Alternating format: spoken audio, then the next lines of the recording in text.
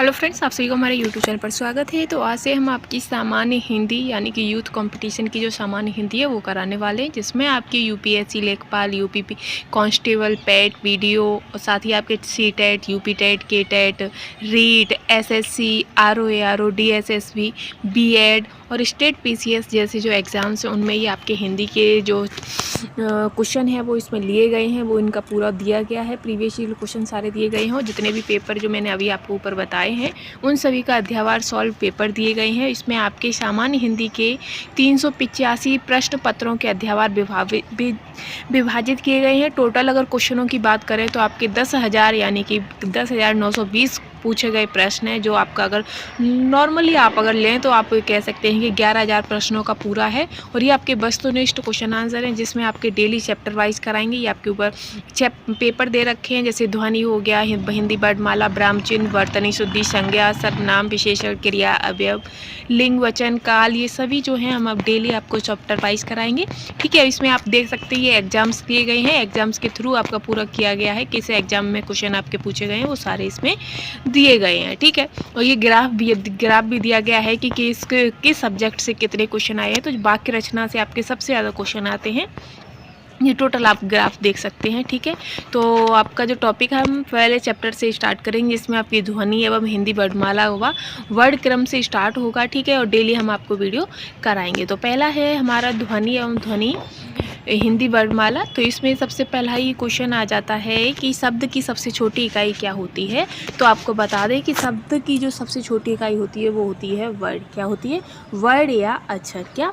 Word या ध्वनि। ठीक है, और अगर लिखने पे देखें तो सबसे पहला क्या होता है? अक्षर होता है। ठीक है, हिंदी में कुल कितने वर्ड हैं? तो आपका आंसर हो जाएगा हिंदी में कुल आपके 52 वर्ड होते हैं। और पूछ ले क्वेश्चन में कि आपके हिंदी में जो स्वरों की संख्या कितनी होती है, तो आपका आंसर हो जाएगा कि हिंदी में जो स्वरों की संख्या होती है वो 11 होती है, और व्यंजनों यानी कि मूल व्यंजनों की जो संख्या है वो आपकी 33 हो जाती है।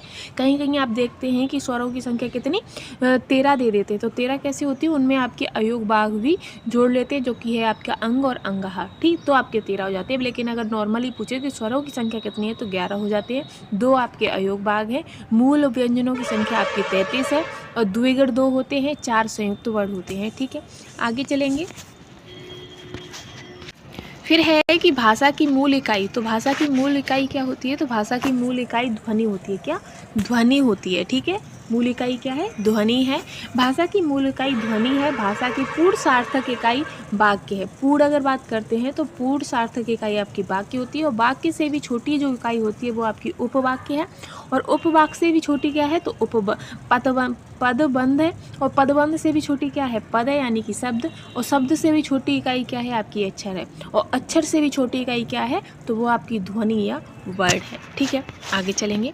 आगे है आपका कि वर्णों के समुदाय को क्या कहते हैं। तो जो वर्णों का समुदाय होता है उसे हम क्या कहेंगे? तो उसे हम वर्णमाला कहते हैं। ठीक है, आगे है कि वर्णमाला किसे कहते हैं। तो वर्णों के समूह को वर्णमाला कहा जाता है। टोटल वर्ड हम देख ही चुके हैं, 52 है, स्वर 11 हैं, व्यंजन 33 हैं। ठीक है, आगे है कि हिंदी भाषा की कुल वर्ण लिपि कितनी है। तो कुल वर्ण लिपि कितनी है? तो आपकी 52 है। ठीक है, आगे चलेंगे।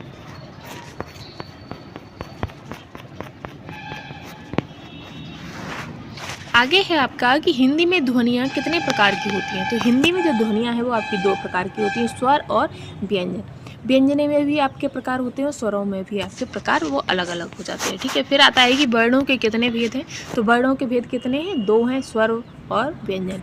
इसके बाद आता है कि जिनका उच्चारण स्वतंत्रता से होता है और जो व्यंजन के उच्चारण में सहायक होते हैं उसे क्या कहते हैं। यानी कि ये स्वर की परिभाषा है कि स्वर किसे कहते हैं। तो आप कहेंगे कि स्वरों का जो हम उच्चारण है वो हम स्वतंत्रता से लेते हैं, वो किसी में वाद्य नहीं होते। साथ ही उन व्यंजनों के जो, और अगर व्यंजन पूछे जाते हैं तो व्यंजन की परिभाषा हो जाती है कि जो स्वरों की सहायता से लिए गए वर्ड जो होते हैं वो आपके व्यंजन कहलाते हैं। ठीक है, और फिर है कि जिन वर्णों का उच्चारण स्वतंत्र होता है उन्हें स्वर हम कहते हैं। ठीक,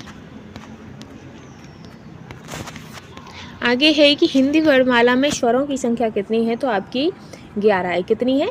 11। ठीक, तो ऑप्शन ए आपका करेक्ट है। कौन कौन से हैं? तो अ आ इ ई उ ऊ री ए ओ औ। ठीक है, आगे है आपका कि निम्नलिखित में से कौन स्वर नहीं है? तो आपको सीधे बता दोगे ये तो आपके स्वर हो गए। जो ये है आपका ज्या, तो ज्या है आपका ये स्वर नहीं बल्कि व्यंजन है। ठीक है, फिर आता है कि कौन स्वर नहीं है? तो इनमें से कौन सा है जो स्वर नहीं है? तो जो आपका वा है ये आपका स्वर नहीं है। ठीक है, क्योंकि ये आपका व्यंजन है, वो भी ओष्ठ व्यंजन। ठीक है, फिर आता है कि निम्नलिखित में से कौन सा मूल दीर्घ स्वर नहीं है? तो मूल दीर्घ स्वर कौन सा नहीं है? तो जो आपका ओ है ये मूल दीर्घ स्वर नहीं है, क्योंकि ये आपका आ और ऊ से मिलकर बना है। कैसे? आ और ऊ से मिलकर बना है, इसलिए ये क्या हो जाता है? ये आपका संयुक्त स्वर है। ठीक है, ये जैसे आपके दे रखे हैं। ह्रस्व स्वर क्या होता है? जो बिना किसी सहायता के छोटे अक्षर होते हैं, जैसे कि छोटा आ, छोटी ई, छोटा ऊ और री। ये आपके कैसे हो जाते हैं? मूल स्वर, जो कि ह्रस्व स्वर होते हैं। दीर्घ स्वर क्या होता है? जैसे कि बड़ा आ, बड़ी ई, बड़ा ऊ, ये आपके मूल स्वर हो जाते हैं। और वहीं आपका ए की बात करें तो ये आपका आ और ई से मिलकर बनता है, इसलिए ये ए हो गया। तो ये आपके संयुक्त वर्ण में आ जाते हैं। ठीक है, इसी के साथ है कि निम्न में से दीर्घ स्वर है। तो इनमें में से दीर्घ स्वर कौन सा है? तो वो आपका है ई। कौन सा है? ई, क्योंकि ए नहीं है, क्योंकि ए जो है वो आपका आ धन ई से बनता है। किससे? आ धन ई से बनता है। ठीक है, आगे है कि दीर्घ स्वर कौन सा है? तो इनमें से जो आपका दीर्घ स्वर है वो कौन सा हो जाएगा? तो आपका आंसर हो जाएगा आ। ठीक है, क्योंकि बाकी के आपके संयुक्त स्वर है। फिर है कि निम्नलिखित में से कौन सा संयुक्त स्वर है? तो इनमें से कौन से हैं जो संयुक्त स्वर हैं? तो आपका आंसर हो जाएगा ए और री, या ए ओ औ। तो जो आपका ऑप्शन डी है ये आपका करेक्ट है। इसके बाद है कि मात्रा के आधार पर स्वर कितने प्रकार के होते हैं? तो मात्रा के आधार पर जो आपके स्वर हैं वो आपके 3 प्रकार के होते हैं। ठीक है, कौन से? ह्रस्व स्वर, दीर्घ स्वर और प्लुत स्वर। ह्रस्व स्वर में क्या होता है? केवल एक मात्रा होती है। दीर्घ स्वरों में ह्रस्व स्वरों को जोड़ा जाता है, इसलिए ये 2 मात्रिक हो जाते हैं। और वहीं अगर प्लुत की बात करें तो प्लुत हो जाता है जैसे आपका ओम। ठीक, या फिर जब हम किसी को तेज से बुलाते हैं, जैसे राम, तो राम को जब हम, जैसे कोई बच्चा है वो दूर खड़ा है तो उसको हम जब बुलाएंगे राम, तो ये क्या हो जाएगा? आपके प्लुत स्वर में पहुंच जाता है। ठीक है, इसी के साथ हम आगे बढ़ेंगे। तो प्लुत स्वर हमने आपको बताई दिए हैं। ठीक है, जिनमें 3 मात्रिक होते हैं। आगे है कि वर्ण तालिका के अनुसार ह्रस्व और दीर्घ और प्लुत क्या है? तो ये आपके स्वर हैं। ठीक, फिर है कि स्वर ध्वनियाँ के प्रकार हैं। तो ये आपके दीर्घ, ह्रस्व और प्लुत, ये तीनों ही प्रकार हैं। ठीक है, आगे चलेंगे। तो आगे है कि जिह्वा के आधार पर स्वर कितने प्रकार के होते हैं? तो जिह्वा के आधार पर जो आपके स्वर हैं वो आपके 3 प्रकार के होते हैं। कैसे? एक आपका अग्र, यानी कि आगे, जैसे ये आपकी हो गई जीभ। क्या होगी? ये आपकी जीभ है एक तरीके से, ये कंठ से लगी हुई है। ठीक, तो इसके आधार पर स्वर, एक तो ये आपके अग्रभाग से, एक ये मध्य भाग से, और ये आपके पश्च से। ठीक है, तो कितने भाग हो गए? 3 भागों से। ठीक, आगे है कि अर्धविव्रत स्वर क्या होता है? तो अर्धविव्रत स्वर वह होता है जिसमें जो मुख द्वार होता है, जो हमारा मुंह है, यानी कि ये जो हमारा मुंह है ये हमारा पूरा खुलता है। कितना? मुख द्वार आधा खुलता है। जैसे कि हमारा ये है, ये हमारा अभी आधा खुला है। कितना? आधा। और जहीं हम विव्रत की बात करेंगे तो ये मुख पूरा ऐसे खुल जाए, तो ये अर्धविव्रत क्या होगा? तो इनमें से क्या है? कौन सा वर्ड है जिसे हम छोटे मुंह खोल कर बोलेंगे? तो आप बोल के भी देख सकते हैं, ऊ, आ, ए, आई। तो इनमें से कौन सा है? तो आपका आंसर हो जाएगा ए। क्या? जो आपका ऑप्शन बी, ए। ठीक, आगे है, ये भी हम देख लेते हैं। जैसे विव्रत, जिन स्वरों के उच्चारण में मुख द्वार पूरा खुलता है वो आपके क्या हो जाते हैं? विव्रत हो जाते हैं। जैसे कि आ। अर्धविव्रत, जिनमें मुख द्वार जो है वो आधा खुलता है। ठीक है, जैसे कि आ, ए, औ, आओ। और फिर है अर्धसम्रत। अर्धसम्रत वह होता है जिनके उच्चारण में मुख द्वार जो है वो आधा बंद रहता है। जैसे कि ए, ओ, ए, ओ। ठीक है, सम्रत, तो इसमें क्या होता है? मुख द्वार पूरा ही बंद हो जाता है। जैसे कि ई, ऊ। ठीक है, आगे चलेंगे। फिर है कि जिनकी ध्वनियाँ केवल मुख से निकलती हैं वे क्या होती हैं? केवल मुख से निकलती हैं, तो वो आपकी कैसी हो जाएंगी? सम्रत ध्वनियाँ हो जाती है। ठीक है, आगे चलेंगे कि भाषा विज्ञान की दृष्टि से ऊ किस प्रकार का स्वर है? तो जो ऊ है वो आपका पश्च सम्रत है। कैसा है? पश्च सम्रत है। आप ऊ का उच्चारण करेंगे ऊ, तो आवाज़ कहाँ से आ रही है? पीछे से आ रही है, तो क्या हो जाता है? पश्च स्वर हो जाता है। ठीक है, आगे है कि ओठों की आकृति के आधार पर निम्नलिखित में से कौन अव्रतमुखी स्वर है? तो अव्रतमुखी यानी कि ओ, ई, ऊ, औ। अव्रत, तो ये आपका हो जाता है ई, छोटी ई। ठीक है, कैसे? तो अवृतमुखी क्या होता है ये भी देख लेते हैं। अवृतमुखी होता है कि जिनमें हम जब किसी वर्ड का हम उच्चारण करते हैं तो उसमें जो हमारा ओठ है उनका जो आकार है वो गोल नहीं होता है। ई में क्या है, हमारे दांत चीज़ जैसा बन जाता है, हंसने वाला जो बोलते हैं, चीज़ करो तो ई, तो दांत हमारे पिसते हैं। ठीक है, ये आपके अर्धमुखी में आते हैं। व्रतमुखी जिसमें हमारा पूरा मुंह जो है, मुंह के जो ओठ हैं उनकी आकृति जो होती है गोल हो जाती है, जैसे कि ऊ ओ आओ आ, तो ये क्या है आपके व्रतमुखी होते हैं। ठीक है, वही है कि निम्न में से कंठ वर्ड कौन सा है। कंठ क्या होते हैं, जैसे कि अका कंठा सा जो आपके स्पर्श व्यंजन होते हैं किस में आते हैं, वो आपके सारे कंठ वर्ड में ही आते हैं। तो और तालव्य वर्ड, तो इनमें से जो है आपका कंठ वर्ड क्या हो जाएगा, ई ऊ आ। तो जो आपका ऊ आ है, आ का कैसा वर्ड है, तो ये आपका कंठ वर्ड है। अकह सवर्णे कंठा, अकह यानी कि का वर्ग और आ और विसर्ग, ये आपके कैसे हैं, ये आपके कंठस्थ हैं। फिर ठीक है, फिर है कि कौन सा वर्ड ओष्ठ नहीं है, तो इनमें से ओष्ठ वर्ड कौन सा नहीं है, माँ बा आ ऊ। तो जो आपका आ है ये आपका ओष्ठ वर्ड नहीं है, कुछ नहीं है, आप इसमें बस अगर खुद भी बोल के देखेंगे तो आपको आंसर मिल जाएगा। फिर है कि ओष्ठ वर्ड कौन सा है, तो जो ओष्ठ वर्ड है उसमें आपको हो जाएगा ऊ, क्योंकि इसमें ओठों की सहायता ली जाती है। ठीक है, इधर आपका पूरा दे रखा है कंठ, तो आ तालु ई मूर्धा री ओष्ठ ऊ कंठ तालु ए आई और कंठोष्ठ ओ आओ। ठीक है, ये क्या है, ये आपके वर्डों के उच्चारण स्थान है। आगे चलेंगे,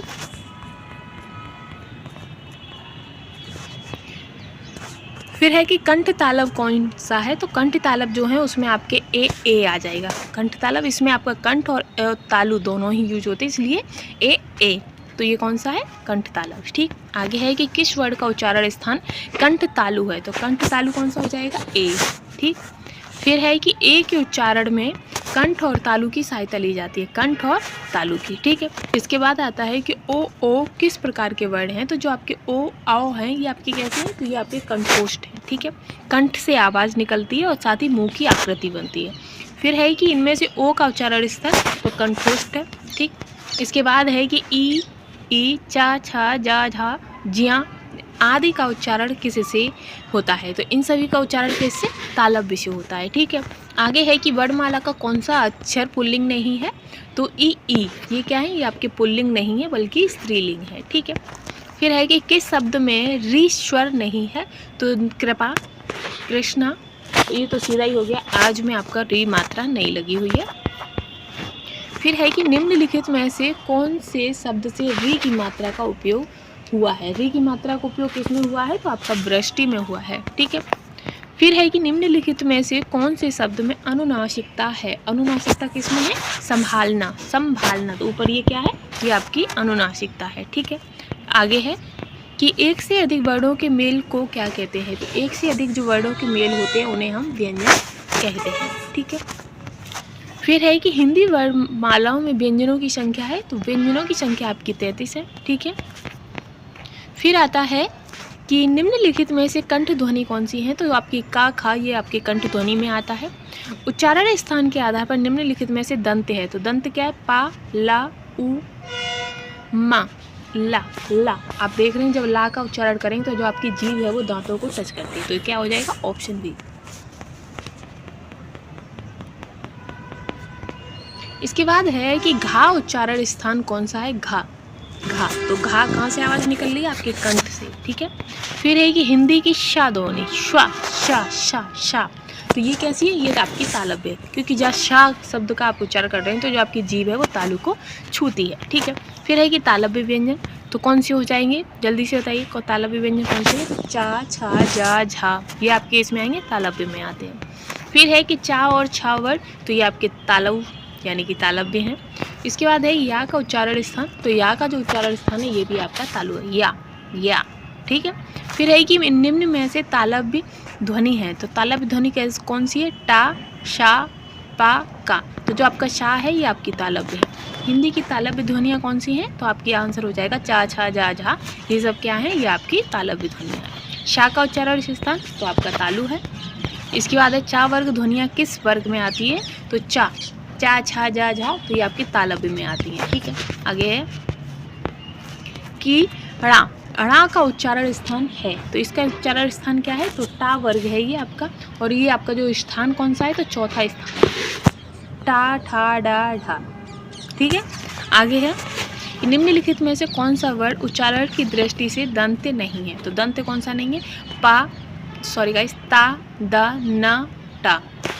टा जो वर्ड है ये आपका दंत नहीं है। कुछ नहीं करना है, आपको बस उस उच्चारण को करके देखना है, तुरंत आपको आंसर प्राप्त चल जाएगा। फिर है कि निम्नलिखित में से दंत ध्वनि है, तो दंत ध्वनि कौन सी है, तो आपकी ता है। ठीक है, फिर आता है कि निम्नलिखित दंत वर्ड, तो दंत वर्ड आपका ता है।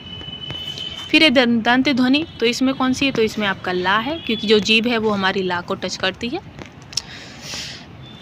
तो ये आपके व्यंजनों में है। कंठ में कौन सा है, का खा गा घा ड़ा हा, ये क्या है, ये आपके विसर्ग, ये सब किस में आते हैं, कंठ में आते हैं। तालु में आपके चा छा जा झा जा और यस, ये आपके तालु में आते हैं। मूर्धा में आपके टा ठा डा ढा और आपका रा और सा, ये मूर्धा में आते हैं। दंत में ता था दा धा ना ला और सा, ये आपके इसमें आते हैं दंत में।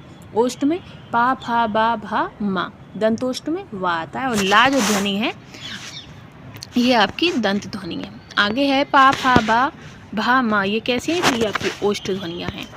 आगे बढ़ेंगे,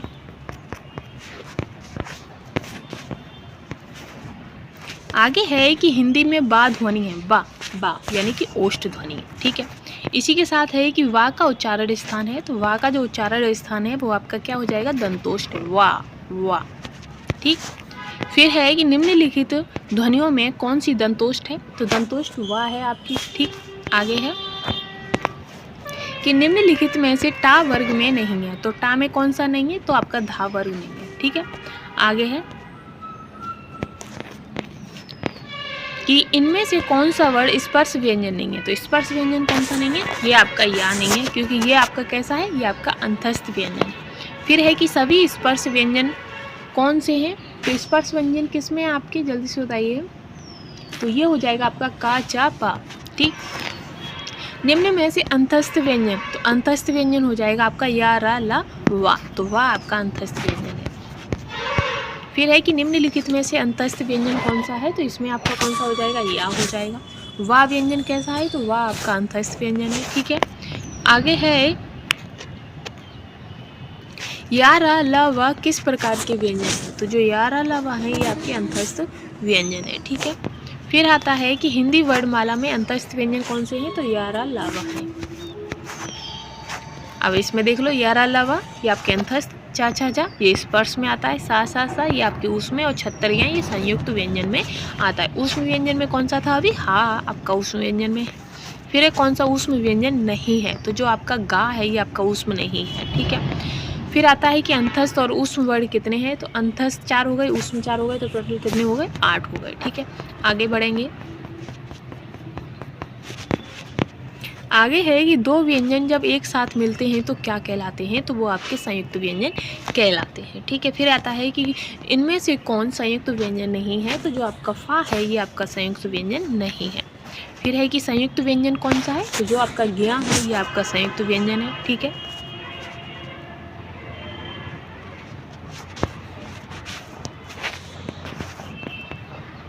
आगे है छा, तो छा वर्ड जो है वो किसके योग से बना है, तो का और सा को मिलाकर आपका छा वर्ड बनता है। ठीक है, आगे है कि छा ध्वनि निम्न में से किसके अंतर्गत आती हैं, तो जो छा ध्वनि है ये आपके संयुक्त व्यंजन के अंतर्गत आती हैं। ज्ञा, तो ये जो आपका ज्या और जिया इन दोनों को मिलाकर आपका ज्ञा बनता है। ठीक है, ये भी आपकी संयुक्त है। हिंदी वर्णमाला में कुल कितने अयोगवाग हैं, तो आपके 2 हैं, अंग और अंगहा, ये आपके क्या हैं, अयोगवाह वर्ण हैं। इसके बाद है कि निम्नलिखित में से नासिक व्यंजन कौन सा है, तो नासिक जिया ये आपका नासिक है। ठीक है, फिर है कि व्यंजन संघर्षी, तो संघर्षी कौन सा है, तो आपका हा है।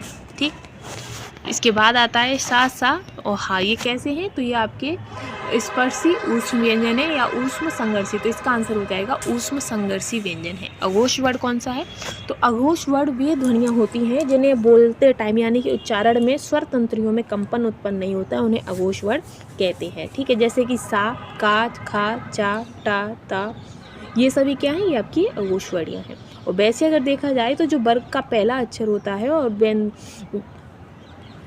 वर्ग, हर वर्ग का पहला अक्षर और दूसरा, ये कैसे हो जाते हैं, ये आपके अघोष वर्ण होते हैं। ठीक है, तो इसमें तो आपका क्या आंसर हो जाएगा, तो इसका आंसर हो जाएगा सा। ठीक है, आगे है कि अल्प प्राण व्यंजन कौन सा है, तो अल्प प्राण कौन सा है इसमें, तो वो है आपका गा। ठीक है, अल्प प्राण महाप्राण क्या होता है, तो अल्प प्राण वो होते हैं जैसे कि जब हम उच्चारण हम करते हैं तो जो मुंह से अगर कम ध्वनि निकलती है या कम वायु निकलती है वो आपकी अल्प में हो जाती है, और जिन स्वरों या जिन व्यंजनों या जिन वर्णों का उच्चारण करते समय जो हमारे मुख से वो बहुत ज़्यादा वायु निकलती है वो हमारे महाप्राण हो जाते हैं। ठीक है, आगे है इनमें से कौन सा अल्प प्राण है, तो आप बोल के देख लीजिए, खा, था, च, फ, चा, फा, चा, फा, तो आपका क्या हो जाएगा, चा। ठीक है, बाकियों के सब में क्या है, एकदम भारी ध्वनि निकल रही है। ठीक, आगे है कि अल्प प्राण ध्वनि का समूह कौन सा है, तो का, ख, ग, चा, छ, ज्या, तो ये हो जाएगा चा, जा, ज्या। इनमें क्या है, इनमें कम वायु निकल रही है, ध्वनि एकदम नॉर्मली निकल रही है भाषा, और ध्वनि अल्प प्राण है खा, था, धा, ता है आपकी। ठीक है, आप चारों वर्णों को बोल के देखो, खा भारी से आवाज़ आ रही है, था, धा, इनमें क्या है, एकदम अचानक से और एकदम वायु बाहर निकलती है, ता, तो ये आपका आंसर हो जाएगा। ठीक है, फिर है कि अल्प प्राण कौन से हैं, तो अल्प प्राण में आपका आ, का, गा, था, फा, भा, तो ये का, गा जो है ये आपके अल्प प्राण हैं। सभी महाप्राण वर्णों का, तो महाप्राण कौन सा है, खा, छा, ठा, तो इनमें से आपका पहला ही आंसर करेक्ट है। इसके बाद है कि महाप्राण ध्वनियाँ व्यंजन वर्ग में किस से संबंधित है, तो ये आपकी पहला और चौथे से संबंधित है महाप्राण, और दूसरा और चौथे संबंधित क्या है, महाप्राण है, और पहला और तीसरा और पांचवा ये आपके अल्प प्राण में आते हैं। ठीक है, महाप्राण वर्ड कौन सा है, तो वो आपका था है, और इसमें कौन सा है महाप्राण, तो आपका चा, छा, जा, धा आएगा आपका, और इसमें आपका महाप्राण है भा। अघोष वर्ड, अघोष जिनमें कोई कंपन नहीं होता है, आ, जा, सा, हा, तो ये आ हो जाएगा। ठीक है, आगे है इसमें आपका अघोष वर्ड कौन सा है, तो आपका का हो जाएगा, यानी कि अघोष कौन से होते हैं, पहला और दूसरा। ठीक है, घोष कौन से होते हैं, तीसरा, चौथा, पांचवा। ठीक है, आगे है निम्न में से कौन सा वर्ड अघोष है, तो इसमें अघोष वर्ड कौन सा है, इसमें आपका चा है। ठीक है, आगे अघोष वर्ड आपका, तो अघोष वर्ड इसमें पा है। फिर इनमें से कौन सा वर्ड घोष है, तो ये आपका हो जाएगा दा। ठीक है, आगे चलते हैं, कौन सा वर्ड घोष नहीं है, तो वो कौन सा नहीं है, तो आपका हो जाएगा ता। ठीक है, घोष वर्ड कौन सा है इसमें, तो इसमें हो जाएगा आपका जा। संघर्ष वर्ड कौन सा है, तो इसमें हो जाएगा आपका बा, संघर्ष नहीं, सघोष। ठीक है, आगे है काकल्य वर्ड। काकल्य वर्ड क्या होते हैं, तो जैसे कि आपका हा, ये तो हो गया, हमने पता कर लिया कि हा आपका काकल्य वर्ड है। काकल्य वर्ड होते क्या हैं, तो वो काकल्य वर्ड जिन व्यंजन ध्वनियों के उच्चारण में मुंह गुहा जो है वो खुली रहती है, हा, यानी कि हमारा पूरा मुंह खुला है और तभी इसमें से जो ध्वनि निकल रही है उससे हा बन रहा है, तो वायु कंठ बंद होकर खुलकर झटके से बाहर निकलती है, उसे काकल्य वर्ड कहते हैं। काकल्य वर्डों में आपका शा, जो अंतस व्यंजन में या और उस व्यंजन में आपका शा, डा और टा, ये कैसे है, ये आपके काकल्य वर्ड हो जाते हैं। ठीक है, इसे नोट कर लेना। आगे है रा कैसा वर्ड है, तो रा जो है ये आपका वर्तस्य, लुंठित, शगोष, अल्प प्राण व्यंजन है। वर्तस्य, तो इनकी हम परिभाषा भी देख लेते हैं सीधे। ठीक है, जैसे कि वर्ष ध्वनियाँ, तो वर्त ध्वनियाँ कैसी होती हैं कि दांतों में मसूड़ों के मिलने का स्थान अर्थात दंत मूल को वर्ष कहते हैं। रा, तो आप देखेंगे जब हमारे जीव है वो जो हमारे क्या बोलते हैं उसके दांत और दांत के ऊपर की जो मसूड़े होते हैं उनको टच कर रहा है, तो ये कैसे हो जाता है, वर्ष हो जाता है। ठीक है, जिसमें आपकी कौन सी ध्वनियाँ आती हैं, ना, रा और ला और शा ध्वनियाँ आती हैं। लुंठित, तो लुंठित वो होते हैं जब हम किसी का उच्चारण करते हैं तो जो अग्र भाग को मुड़कर वर्ष को शीघ्रता से स्पर्श करता है, जैसे कि रा, तो जो हमारी जीव है वो पलट कर उसे मसूड़ों को टच कर रही है। ठीक है, तो ये कैसा हो गया, लुंठित। ठीक है, आगे है कि सघोष। सघोष आपको बताई दिए कि वर्ग का तीसरा, चौथा और पांचवा आपके सघोष होते हैं। अल्प प्राण आपके वर्ग का पहला और तीसरा और पांचवा होता है, ठीक है। फिर आता है व्यंजन पार्श्विक। पार्श्विक क्या होते हैं? जब हम किसी वर्ड का उच्चारण करते हैं और जो हमारी जो जिह्वा है वो अग्रभाग वर्ष को स्पर्श करती है, और जो श्वास है यानी कि जो वायु है वो जिह्वा के दोनों तरफ के पार्श्वों से निकलती है, इसीलिए पार्श्विक व्यंजन कहता है। जैसे कि आपका ला, ठीक है, क्या? ला। अर्धस्वर कहलाता है, तो अर्धस्वर आपके या और वा कहलाते हैं, यानी कि अर्धस्वर कहलाते हैं, ठीक। स्पर्श व्यंजन, तो इसमें से स्पर्श और कंठ ध्वनि कौन सी है? तो वो हो जाएगी आपकी खा। आज का टॉपिक हमारा यहीं समाप्त होता है। नेक्स्ट वीडियो में हम ब्राह्म चिन्ह से संबंधित टॉपिक करेंगे, जो कि आपके जितने भी इसमें इंपॉर्टेंट क्वेश्चन होंगे ब्राह्म चिन्ह से संबंधित, वो हम सारे कंप्लीट करेंगे। तो ब्राह्म चिन्ह वाले टॉपिक में आपके 28 क्वेश्चन होंगे, ठीक है, और सारे हम ब्राह्म चिन्ह आपको बता देंगे। उसके बाद बर्तनी शुद्धि आएगी, ठीक है। तो आज के लिए बस इतना ही। Thanks for watching.